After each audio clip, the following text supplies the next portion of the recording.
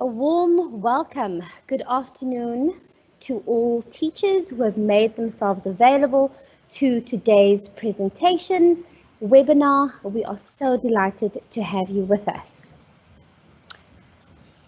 I'm just going to share my screen and we will get started.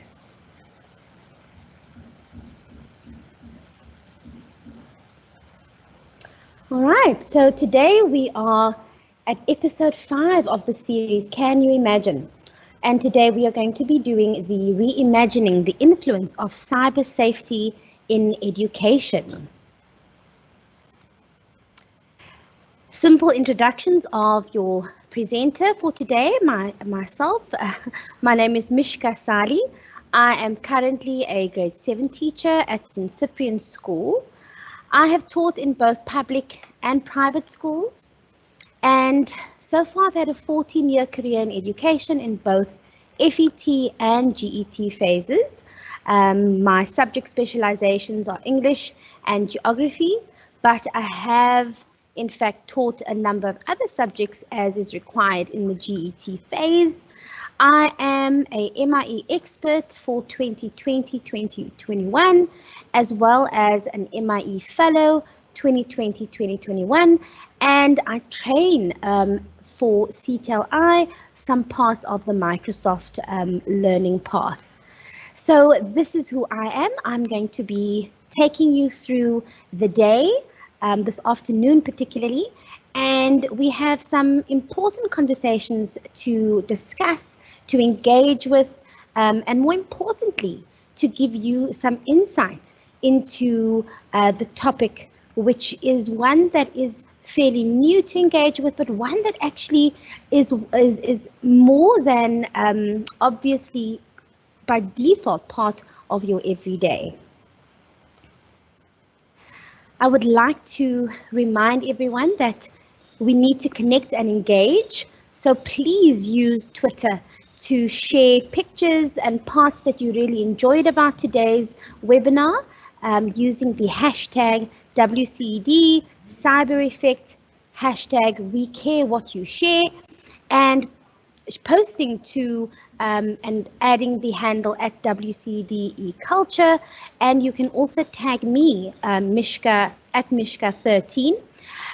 You can also tag on Instagram at WCED Learning, and you can engage on the Facebook page as reflected in front of you, and we will be sharing a number of the links in the chat section, in the Q&A section of today's webinar. So I'm going to take you through the objectives, the outcomes for today's webinar. All right, we are here to reimagine cyber safety and the integration into our curriculum, and just to go through a few of the points that I would like to share with you. So we are here to get to understand cyber safety and the related topics. We are here to understand the multidisciplinary nature of cyber safety education. We're here to discuss, to engage, to interrogate what this integration and link of cyber wellness into curriculum content and lessons are, and how we can do that effectively. We are going to explore how to create cyber safety content in relation to various subjects. And although I might use some examples of subjects I'm particularly familiar with, I trust that you will see the relationship with your subject content and how this can weave into integrating cyber safety with curriculum content. Further outcomes is having the space to demonstrate to you the integration of cyber safety, to implement cyber safety education into learning strategies such as project-based learning, or some refer to it as inquiry-based learning, and then also thinking about how to do a cyber safety woven into things like digital storytelling in education, using blogging as an example.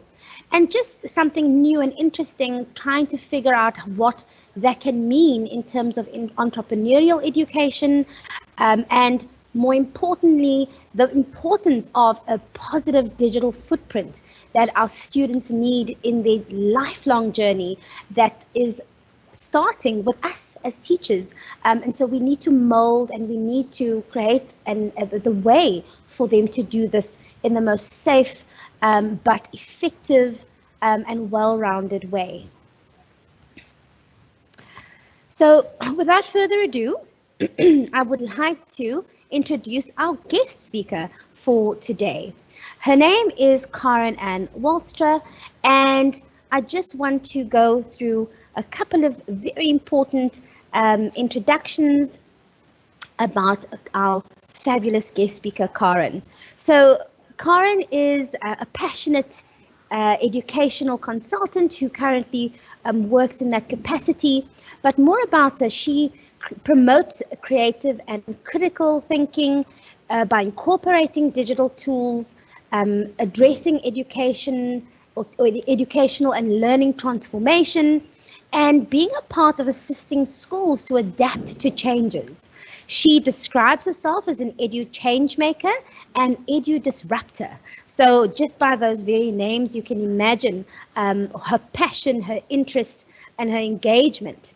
She presently works with individual schools and educational organizations, exploring strategic thinking, long-term planning, and educational change related to future technologies.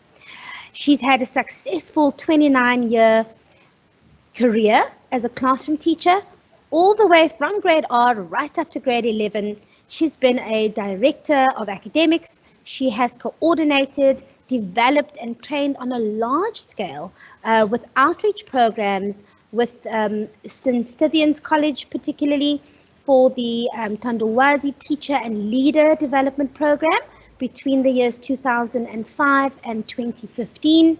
She was the acting head of the Tandulwazi Maths and Science Academy from August 2017 to 2018, as well as the trainer and content developer of Click's Foundation's Learner Reading Project from 2012 to 2015.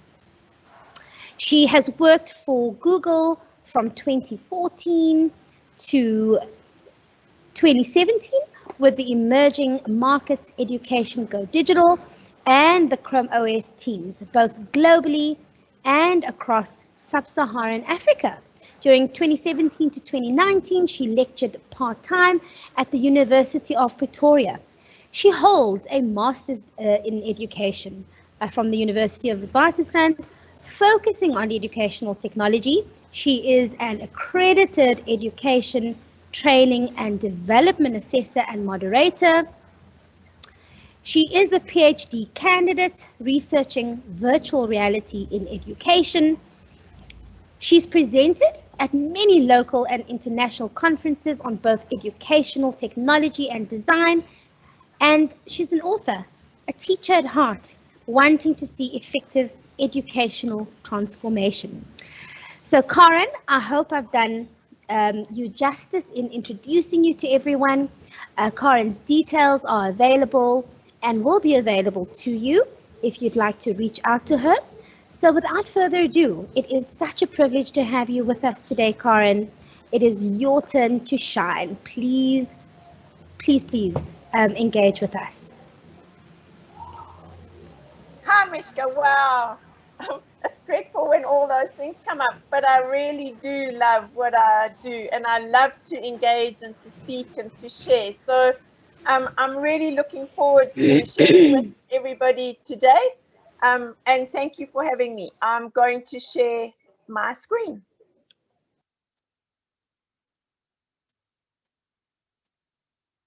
It's just taking a while.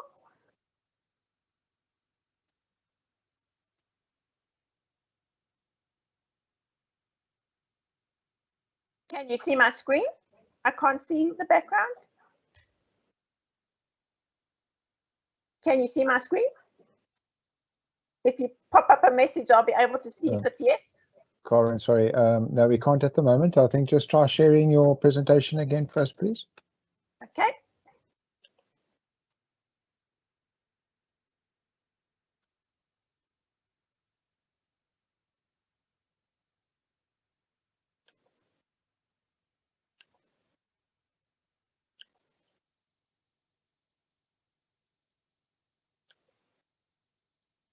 I can still see Mishka, is that right?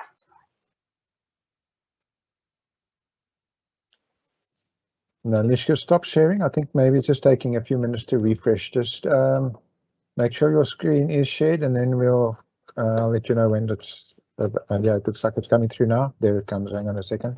Okay, perfect. Okay, you're going live now. Cool. Thank you very much.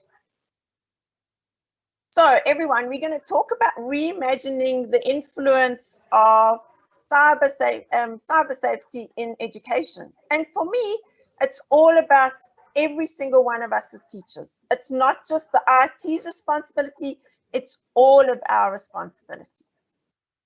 So who are these children that you teach? Who are these children that we're engaged with? Well, the majority of the children, or the children in high school, are our Generation X or our iGen children. They're completely digital natives. They speak about them as being social media gurus, that they're children who are happy on social media and they engage really effectively from that point of view. They demand access. They don't want to wait. They want to be online. They want to be able to engage. They want responses. So they're really, really demanding from that point of view. They talk about the children spending 60% of their time online. That's a lot of time that our children are engaging online. So how are our lessons relating to that? They talk about 8 seconds on average is the time spent with children, concentration span. That's really, really short. Think about that the children are only thinking for 8 seconds. And they want to be independent thinkers. They see themselves as completely independent and they love having their own style. So if we look at a study that was done by Pew Research in 2015, they spoke about the cell phone usage of children born or people born after 1990. That 97% play video games of the people that they researched. 75% of them have cell phones or have access to cell phones. 68% have instant messaging and use instant messaging. And that 70% use, can't see the word. Sorry, I'm just going to see. Use social media constantly. So how are we actually engaging with our students makes a huge difference. So what about cyber safety in your lessons? For me, it's every single teacher's responsibility. So think about that in terms of the children that you teach.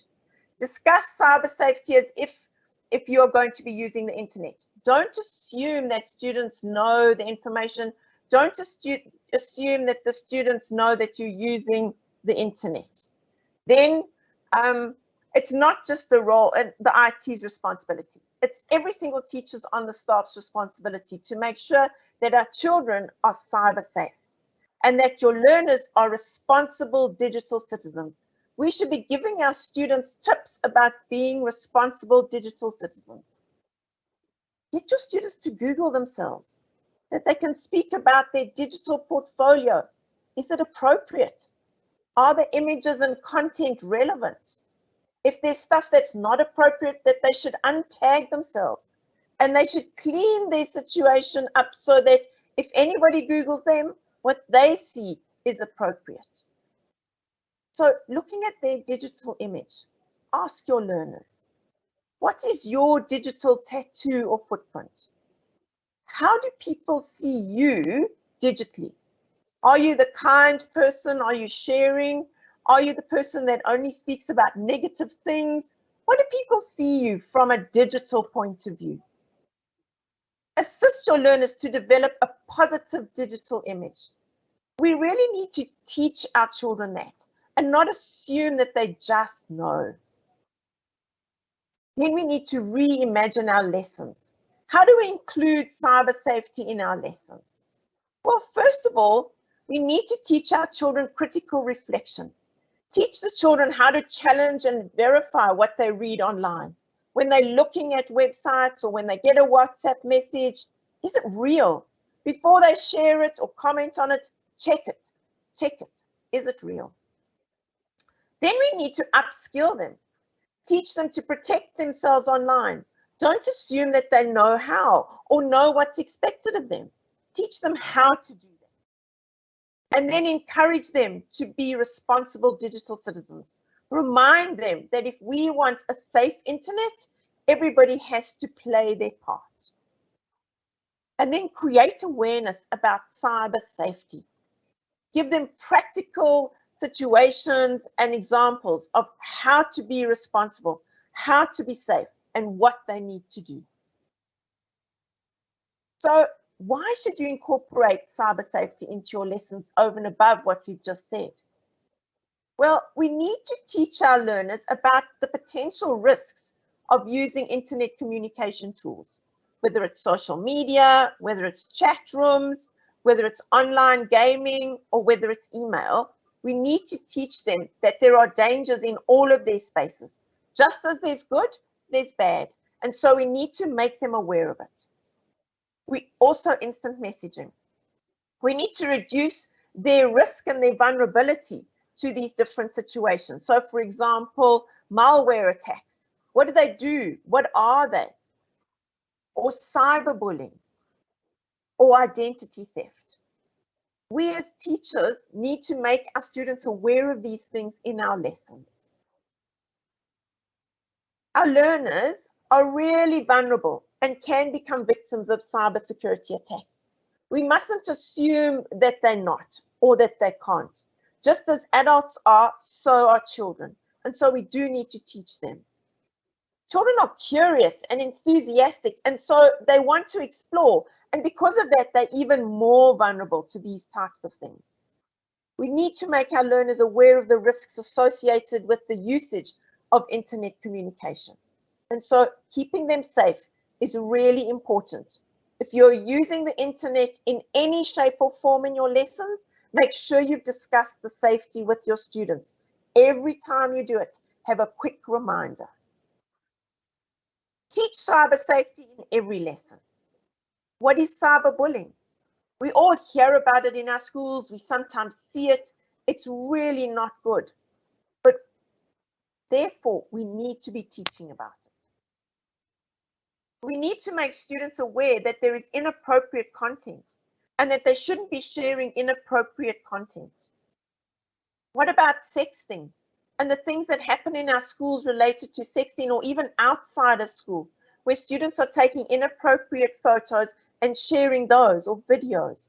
We need to have these discussions with students, and it shouldn't just be left to the LO teacher or the IT person. We should be bringing it up in our classes as the conversations arise. We should be making them aware of sextortion or ransomware, where students might have shared something and now people are actually threatening them. We need to actually say to them, how do you address this and how do we fix it if they're in that kind of situation? We need to warn them against oversharing, that they really can protect themselves. And then we need to be very aware that there are predators online, and telling our students that you should not be befriending people you don't know. So Ms. Kritzinger did a study with South African around cyber safety culture, but looking at school children, but the focus was on gaming. But I think even though the focus was on gaming, we need to really think about that this is around and we need to make our students aware. The highest percentage from respondents in terms of cyber risks was cyberbullying. That 78% of her study said that they had been involved in cyberbullying. Then 74% said that they'd had invitations of pornography. And another 74% said that they had then explored pornography sites. Never mind going down, looking at thieves obtaining residential addresses, which could be really scary, identity theft, airtime theft, e-money withdrawals, and some of the others that she doesn't describe. But the top 3, those are our children in our classes. How are we helping them to address these issues that crop up in online spaces? It's not just the IT department and the LO department's responsibility. If you are taking your children online into whatever shape or form, please, please have the discussions. We need to teach our children to stay safe, that their personal information should not be shared. Their full names, their email addresses, their phone numbers, they need to be very aware of where they're putting their details in and where their details are going. That they should not be sharing photographs with people they don't know. Not any photographs of family or friends or situations. Keep it to people that they really know, not somebody that's online and perhaps it's somebody pretending to be someone they're not. That they should not be writing back to people who make them feel uncomfortable. If they're getting into a bullying situation, or if somebody is trying to groom them online and they don't feel comfortable with what that person is saying, they should definitely not be responding to that person. Instead, they should go and speak to an adult as soon as possible. They should never, ever go and meet someone who they have met online. It's really not safe. And if somebody is requesting that, we should be encouraging our students to actually tell us as teachers about it if it's happening at school, but that they should also be speaking to their parents. They must definitely keep their passwords safe. They should not even tell their friends. What happens if they have a fight with their friend and their friend now hops in and pretends to be them and sends out rude or inappropriate information? Keeping passwords safe is really important. And then we should teach our students not to open attachments if they come from a space that they don't know.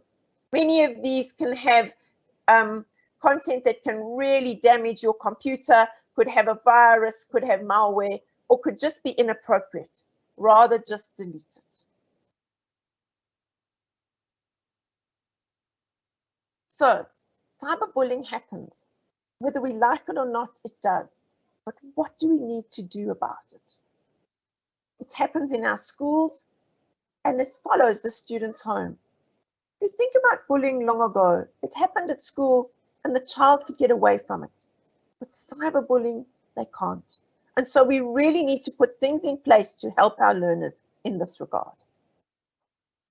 We need to teach our learners how to cope if they are being cyberbullied. So how do we help them? The cyberbully may be somebody they know, or it may be a stranger. And we need to make them aware that that is possible. If someone is mean or nasty to them, first of all, they should try and ignore the message and not respond.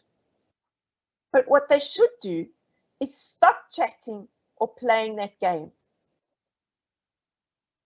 And then they need to report it to a parent or an adult.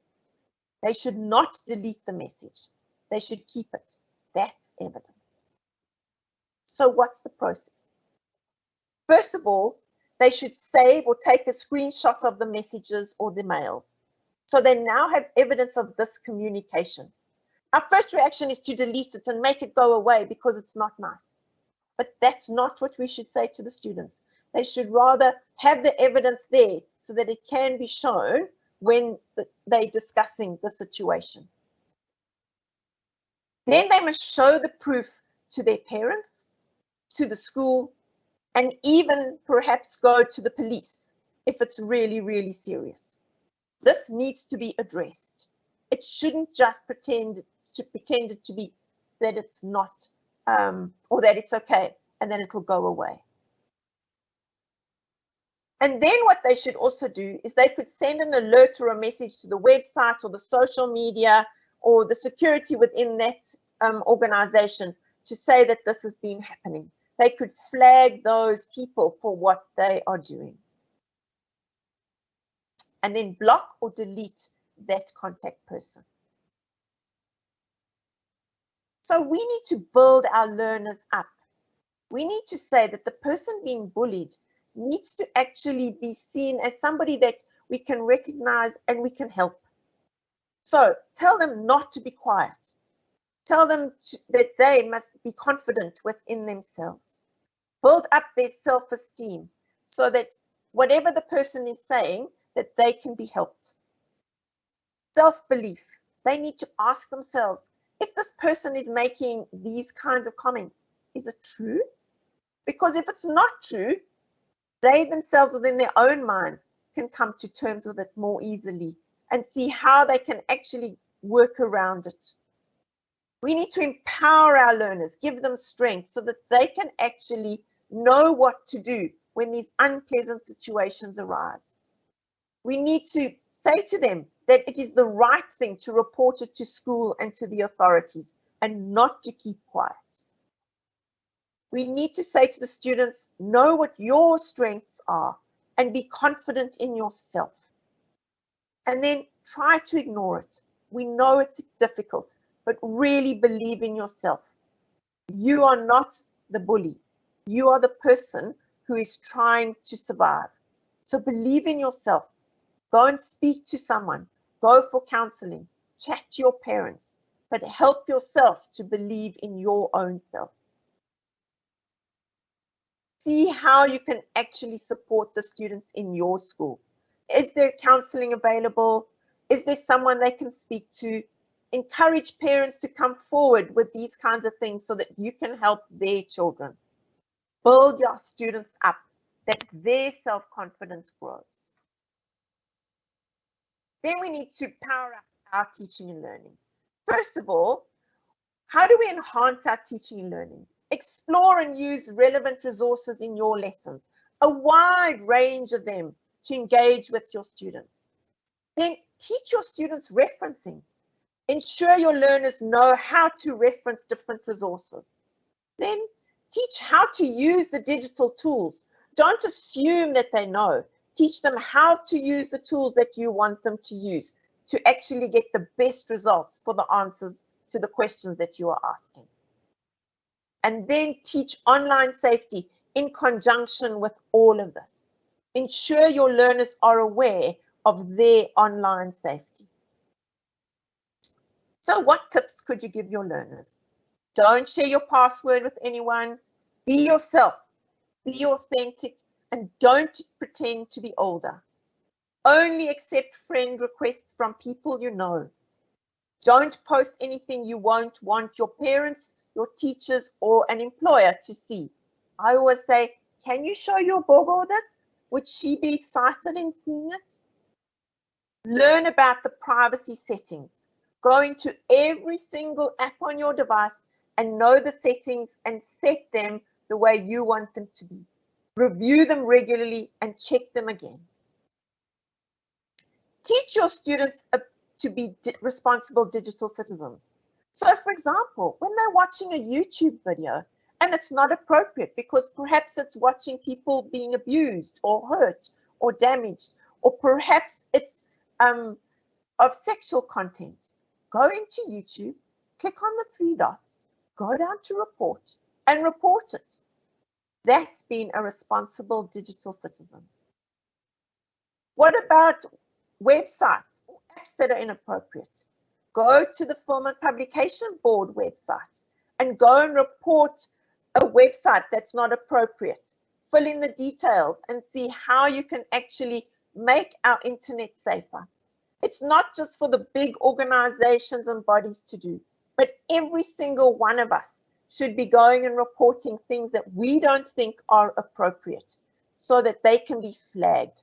If we want a safe, responsible internet, which is fun for everybody, we need to be responsible citizens ourselves. So what about digital ethics?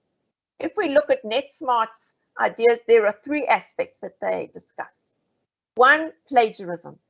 Are you teaching your children how to reference properly, how to give credit when they are working, even when they are in the younger grades? It's really, really important. Next thing, we need to be aware of piracy, not copywriting work without payment or credit. So we should not be using any pirated information or encouraging our students to do so. And then what about copyright? That we should be protecting the rights of the owners who created it, requiring others to give credit and, if necessary, payment. We need to teach our children these things. And as teachers, we need to set the example. Are we referencing our work? We should not be using pirated copies of information in our schools. When we use information, are we paying for it or giving credit due? We should set the example. What about looking at entrepreneurship in your school? Teach your students about scams. Let them know what clickbaiting is, where you are encouraged to click on an image and then the content goes forward. Or what about chain letters, where you're aware of chain within the space and it might be fake news or on a WhatsApp message or perhaps even Facebook or other media. So think about that. Or what about cash grabbing, where you're enticing users to spend money? Or what about hidden charges, where the unforeseen expenses are added to your purchase? Make sure that you teach your students about these kinds of things. Teach your students about phishing, where people are pretending to be something else and then draw you into another space where perhaps they want your credit card details or your passwords. Or what about hidden URLs, where you might be using a URL within that space and you don't realize where it's going? Check the URLs. Make sure what you're clicking on. Don't just click. And what about social media trolls who might be harassing people or being really rude and nasty because of responses that you've put out? Teach our students that these attacks can come from a range of different spaces, and making them safe online is really, really important.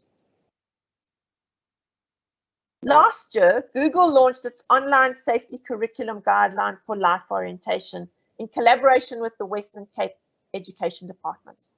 This document is not just beneficial to your life orientation teachers, it's actually beneficial to you all. It goes from grade 8 from being safe online. In grade 9, it speaks about being a respectful digital citizen. In grade 10, being smart online. In grade 11, being a responsible digital citizen. And in grade 12, being future ready. I'll put the link in the chat. This PDF is available for you to have a look at, to use, and to explore. And there are a range of lesson contents within you that you can use. And if you want access to the PowerPoint presentations, you are welcome to message me and I will send them through to you. Teach your learners to succeed. You want children who are able to persevere, who will put up with trying and trying again and not giving up. You want your students to be adaptable.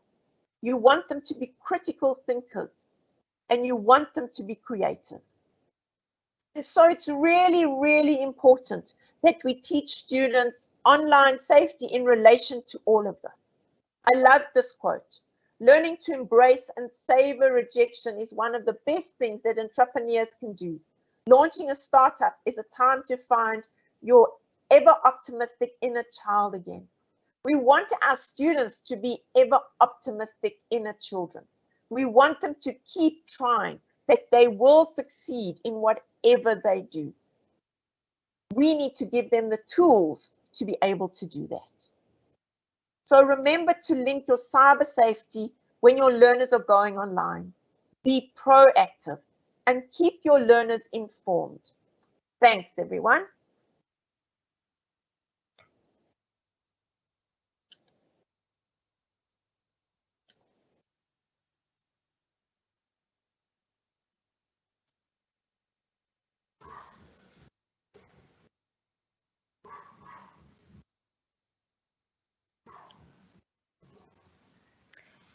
Thank you so much, Karen. That was absolutely incredible to listen to and to reinforce so many of the things we assume we know as teachers and as educationalists, but not actually realizing that there is such a close link that needs to be had in understanding cyber safety and being, of course, role models to shape the way our students are engaging with information and the access to information.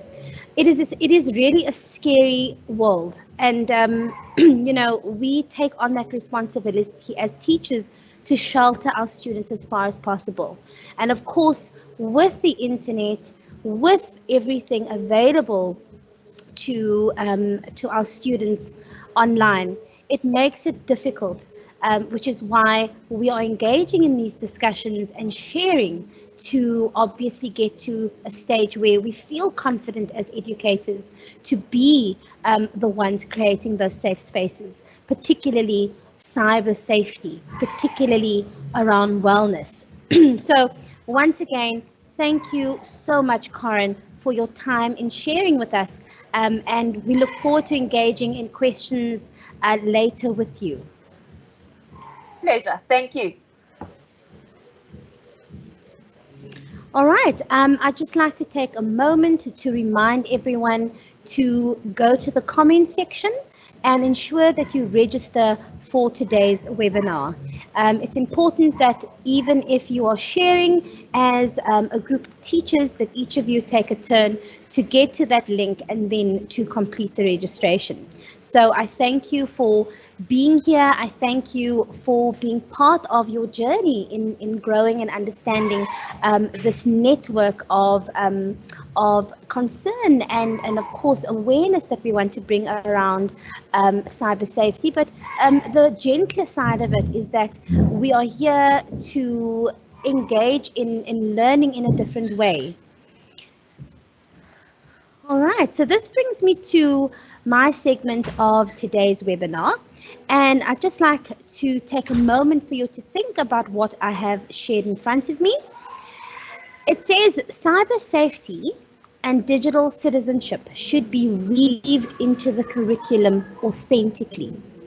Now, you know, one always in a school environment, we think in silos sometimes, and we just don't get the connections. Ultimately, we are living in a world today where in the foreground or background, however you want to see it, the issue of access to information surrounds us wherever we go. And we have to partner in making cyber safety and wellness, digital citizenship, part of our everyday lives and thinking. If you consider yourself as an adult, what you are exposed to, imagine what children are exposed to, what our students are exposed to every single day. And yet we cannot shy away from the reality that we have to engage with access to information to enrich our students, to develop their thinking, their critical thinking skills, their learning experiences in the most immersive and incredible way. So how do we bridge that gap is the ultimate question, and how do we do that in an authentic, safe way? All right, so before we go further, I'm going to be sharing the survey link with you in the comment section, and what I'd like to establish from the group who is here today is where you are positioned in terms of this topic. Have you really thought about what reimagining cyber safety is, what the idea of cyber wellness is, and how this all links to integrating it into content, into our lessons? Where are you positioned on that? So I'm going to give a little time for you to do the survey, and I will check in on those results later on. Okay, so I'm just going to give it a minute for you to access the survey link from the comment section, and just please very simply rate where you are at according to the questions posed. If you are hearing noise in the background on my side, I'm in my classroom, and there is a Zumba class not too far away with some very interesting music. So you might hear something slightly in the background. All right. Okay, so I'm going to check on those survey results later on. In the meantime, I'm going to carry on with this discussion following from Karen's incredible insight into cyber safety, cyber wellness, and digital citizenship. So when thinking about the nuts and bolts of this cyber safety integration with curriculum content and lessons, we have to take a step back and consider who are the role players, who forms part of the dynamic before engaging in the classroom space. And I want to highlight some key factors in this relationship. There is, of course, the relationship, the role of the school that comes into play. There is the role of the teacher, which Karen beautifully highlighted, is very much a part of all our responsibility, not just ICT or IT departments, not just the allo teacher. It cannot be done separately. So there's the role of every teacher. And then there's the role of the learner, who too has a part to play in being responsible and, of course, considering all the aspects around their safety ultimately. And then there's the role of the parent or guardian. And this relationship is absolutely vital to make the experiences of learning one that is profound because of the access we have today, and also one that is safe and is mindful. So when you think of the role of the school, every school, of course, is guided by policies from the WCD, from the DBE, and every school ultimately would have, with the integration of ICT, an acceptable use policy. And that basically expands what is acceptable in the school environment, what students need to consider, and of course, in doing that, it's ensuring that everyone obviously works towards or aspires to be part of a system that is aimed at protecting every role player. So every school, should have an acceptable use policy, and that of course is guided by a number of policies, of which there are links in this presentation, which will later be shared with you, that you can reference and look up if you're not familiar with them. Then the role of the teacher. We are inundated with the conversations around 21st century skills, the fourth industrial revolution, but what does that mean? It means that the landscape of who you are as a teacher has transformed. It has transformed so many times, and in keeping with the times, you need to be able to explore your position as a teacher, to appropriately engage in your content delivery, and in doing that side by side with the cyber safety aspects that have to be in place. And what is important and what is a standout from that position you have is being sure that you engage with content, with websites ahead of time. You cannot simply tell your students, go and research this and that, and they end up putting in keywords that take them into a direction where they're exposed to things that aren't appropriate. So we have a responsibility as teachers. It's not an add-on. It is something that by our very nature, we want the safety of our students to be a primary focus. And so it's just understanding that connection between how you create those safe spaces now, particularly with directing them with age-appropriate contacts, directing them to websites that you prefer and have sought out to see if it's safe enough with a research task or activity. And there are numerous search engines that are in fact age appropriately put together that you can in fact do this without thinking about it. And then of course the role of the learner. I talk about in my little part here, little reference is respecting boundaries and the parameters. We know as much as our children always love to push boundaries, they love boundaries. And in the digital space, there's nothing different about having those boundaries and parameters put in place. So whether it be the school's policies, the classroom rules, and of course, the parent rules.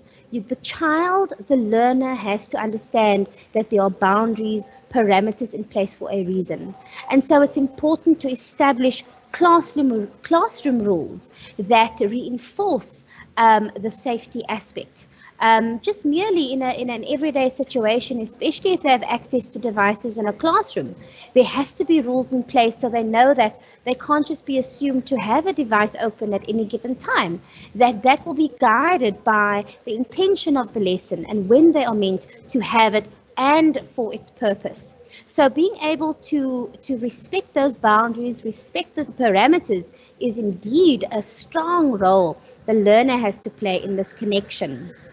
And then finally, I mentioned the role of the parent or guardian.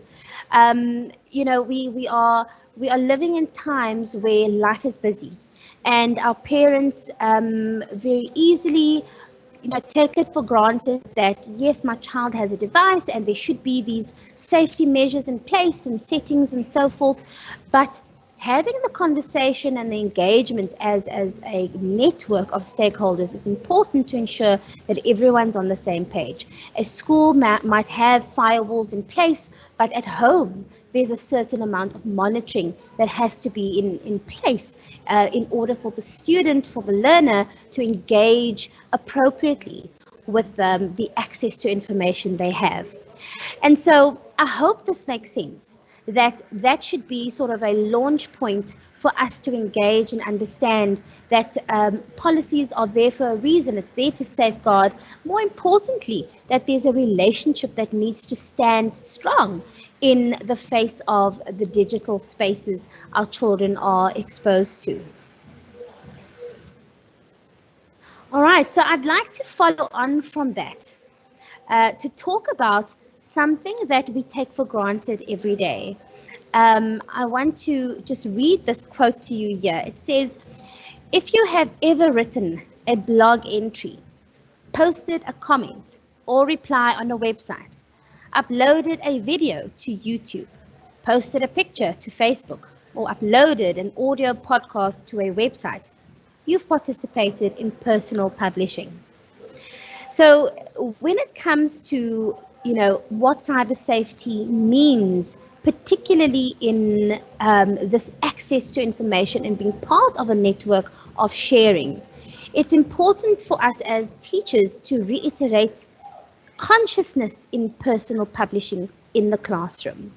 And ultimately, what that means is that your students very mindlessly can engage, but they don't really know the parameters, the issues that come around how to use and how to publish information and what that all means. So I want to talk through and explain some of the key factors of what personal publishing does. So I've indicated here audience,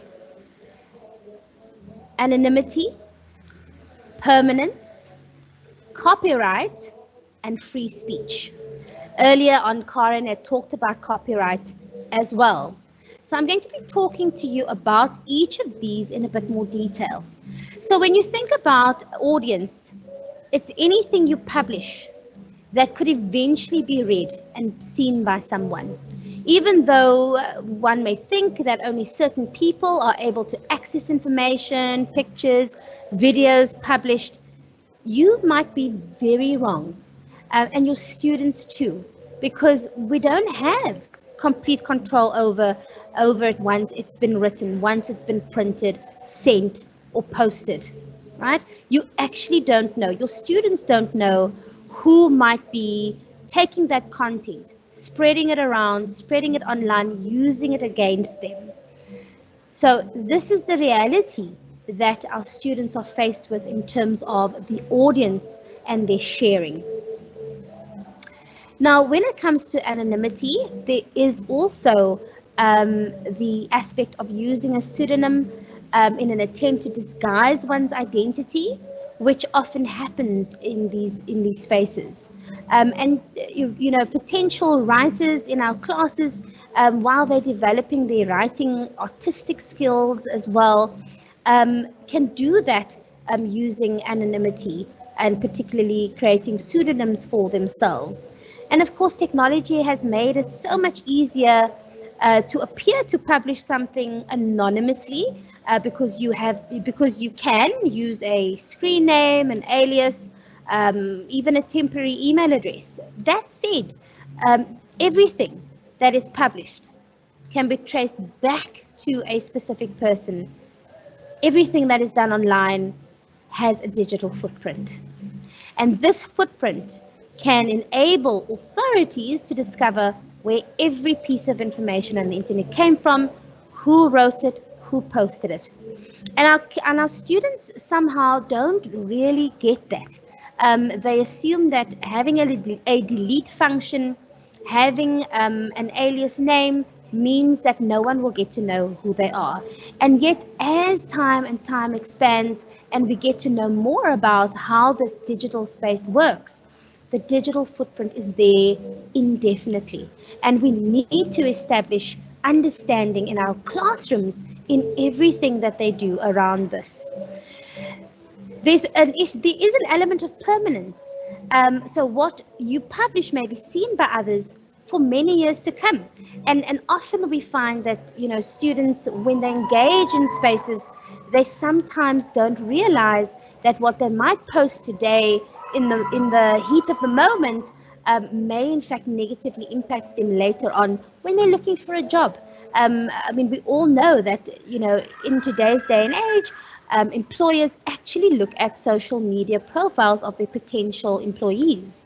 It's a reality. It's part of the package of trying to discover who exactly they're going to employ. And so this is a conversation that has to be had, particularly in our classrooms. I talk about it when I address my students, and not just subject related, but even in EMS and other lessons as well. I talk about what they share. And so, you know, thinking about how you would feel as parents about what is out there is the same emotional, you know, feeling you should have in relaying the significance and importance of what they are sharing and how permanent it can be. In terms of copyright, we know it's wrong to copy. It's wrong to publish anything under one's name that you didn't personally create. And as Karen referenced earlier on, she said, teach the kids how to reference. It's important because it's so easy to just copy and paste. It's easy to just screen grab. And this in itself is quite worrying because it's so readily available. So even if they use work from sources, they need to give individuals credit for what they've done, acknowledging what was written or said, get permission, and of course it's just common courtesy, but more importantly it's the law. Now, when I talk about free speech, we're obviously in an age where, you know, sharing our thoughts and ideas are authentic and it's encouraged. You know, we've got strong voices in the classroom, and we need to understand that even though we have the ability to have voice and to think about freedom of speech in a positive light, we can't also say what we want whenever we want, how we want to. You know, just as a serious example, you know, publishing threats against someone could potentially ruin their reputation. And you know, with our students growing, there have been cases and examples of this happening destructively, and of course, you know, by huge implication to students in that sphere. So I hope it's sunken in some of these concerns, some of the things that need to be reiterated in the classroom in whatever manner, right? As part of your lesson, as part of your teaching, to consider the audience, to consider anonymity, permanence, copyright, free speech. So how do you engage and actually demonstrate that to them? And it's quite simple. It might be, a big idea for them to first understand, because, for many students, they can't see the relationship between the legalities of this digital space. But when you ask them questions to consider and to reflect on, some of the questions that I want to just share with you now is ones that you should actually share with your students when you talk about these things in the classroom. Would anyone be embarrassed or hurt by what I published? Who will be able to see what I published? What would my parents or teachers say if they saw what I published? How would I feel if the head of my dream job or dream school saw what I published? How would I feel if what I published was all over the national news? Am I proud of what I published? Do I have a clear conscience about what I published? And then there are a couple of guidelines, and I'm not going to go through each of them, but it says, assume that everyone will see what you publish, right? Consider that people might use what you publish to either cause harm, make fun of you. Do not publish inappropriate language or gestures, right? You don't want people to judge you in a negative light. Don't publish something that you didn't create, all right? Referencing is absolutely important. And very importantly, these are school-going students. They have to involve their parents, show them what is being created, what is published, what is posted. I just want to share a personal experience with you. I've got a 13-year-old daughter who's going to be turning 14 in 2 months.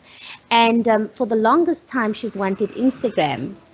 And I've had to teach her through conversations as a parent, as scary as it may be. And I consider myself to be quite knowledgeable around these conversations. But even for me, it was a daunting conversation to have with her. And when she got to the age where she could open an Instagram account, where I felt we had good conversations around cyber safety and publishing information, she had finally then opened up her Instagram account. In doing that, we have built up a relationship where if there's anything she wants to post, whether sharing something she's seen that she's in support of or sharing images of herself, she has done so in a way where she's first engaged with me to see, is it something that I can share? What message is it sending? And that's the conversation I have with her as a parent. And in doing that, it empowers them, but at the same time safeguards them in shaping, what they put out there for the world to see. And so as a parent, this is another example of having those conversations with your children about privacy settings. So it was important in this example for her to learn about how she needs to privatize her account. But also knowing that even if it's private and she shares things, that there's a permanent space. So I just wanted to share that because I think it's just so relevant to the whole idea of personal publishing. I may get it right this time, and in future I might not, with my 2 other children still to get there. But it is important to develop relationships that are honest to support our students and our children in this way. All right, so it is vital for us to reflect on what cyber wellness is about. I don't know about you, but just the idea of cyber safety and protection and privacy can all, for little ones, and I say little ones because I teach in primary school, but for students in general, it's almost as though they have a resistance to all the ideas of safety and law and so forth. And so there is a way that we need to frame how they engage with the digital world. And so I really like the idea of cyber wellness as a term to be used more widely, and sharing with them what it means to be a good digital citizen is absolutely essential. Every child by their very nature loves to take on the challenge of doing good. And so by highlighting what it takes to be a good digital citizenship, it is a responsibility as a teacher to engage with that in our everyday teaching and learning experiences. Again, the language is important. You know, what does it mean to be a citizen and a regular citizen, and then understanding what it means to be a digital citizen.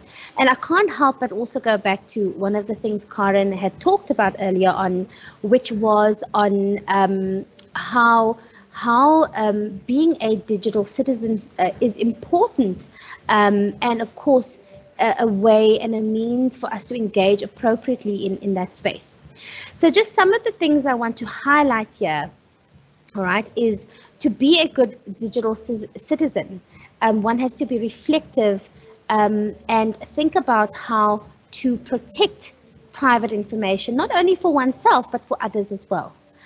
To respect oneself and others, right? Respect is a very important key aspect that we need to reinforce in shaping our students to be good digital citizens. To be online and to stay safe online is vital. But when seeing things go wrong, that they're not going to be silent. It's very easy to be silent in the quiet space of the digital world. But as we see more and more, cyberbullying is real,